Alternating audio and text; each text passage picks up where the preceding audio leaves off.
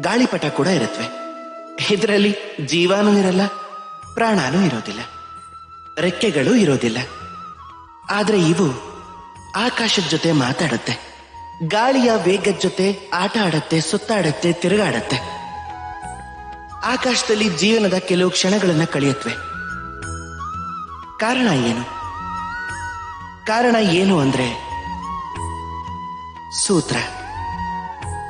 ಈ ಸೂತ್ರ ಏನಾದ್ರೂ ಸರಿಯಾದ ವ್ಯಕ್ತಿ ಕೈಯಲ್ಲಿದ್ರೆ ಆಗ ಕಾಗದದ ಗಾಳಿಪಟ ಕೂಡ ಆಕಾಶದ ಎತ್ತರದಲ್ಲಿ ತೇಲಾಡಬಹುದು. ಈಗ ಈ ಸೂತ್ರ ಅಂದ್ರೆ ಏನು? ಈ ಸೂತ್ರ ಅಂದ್ರೇನೆ ಪ್ರೀತಿ. ಈ ಸೂತ್ರ ಇರೋದು ನಂಬಿಕೆ ಮೇಲೆ. ಮತ್ತೆ ನೀವು ಯಾರ ಮೇಲೆ ನಂಬಿಕೆ ಇಡ್ತೀರೋ ಅವ್ರ ಕೈಗೆ ಇದನ್ನ ಕೊಡ್ತೀರಾ. ಯಾರನ್ನ ನೀವು ಸರ್ವಸ್ವ ಅಂದ್ಕೋತೀರೋ. ಈಗ ಯೋಚಿಸಿ, ಈ ಪ್ರೀತಿ ಮತ್ತು ವಿಶ್ವಾಸದ ಸೂತ್ರನ ಸರಿಯಾದ ವ್ಯಕ್ತಿ ಕೈಗೆ ಏನಾದ್ರೂ ಕೊಟ್ಬಿಟ್ರೆ ಆಗ ನೀವು ಎಷ್ಟು ಎತ್ತರಕ್ಕೆ ಹಾರಬಹುದು ಅಂತ. ಆಕಾಶದ ಎತ್ತರಕ್ಕೂ ಹಾರಬಹುದು, ಮೋಡಗಳ ಜೊತೆ ಮಾತಾಡಬಹುದು, ಪಕ್ಷಿಗಳ ಜೊತೆ ಹಾರಾಡಬಹುದು, ಏನ್ ಬೇಕಾದ್ರೂ ಮಾಡಬಹುದು. ಆದ್ರೆ ಆ ವ್ಯಕ್ತಿ ಒಳ್ಳೆಯವನಾಗಿರ್ಬೇಕಷ್ಟೆ.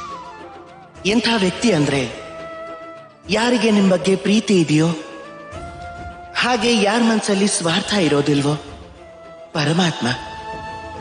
ಎಂಥ ವ್ಯಕ್ತಿ ಅಂದ್ರೆ ನಿಮ್ಮೊಳಗಿರೋ ವ್ಯಕ್ತಿತ್ವವನ್ನ ಹೊರಗೆ ತಂದು ಅದನ್ನ ಬೆಳೆಸೋನು.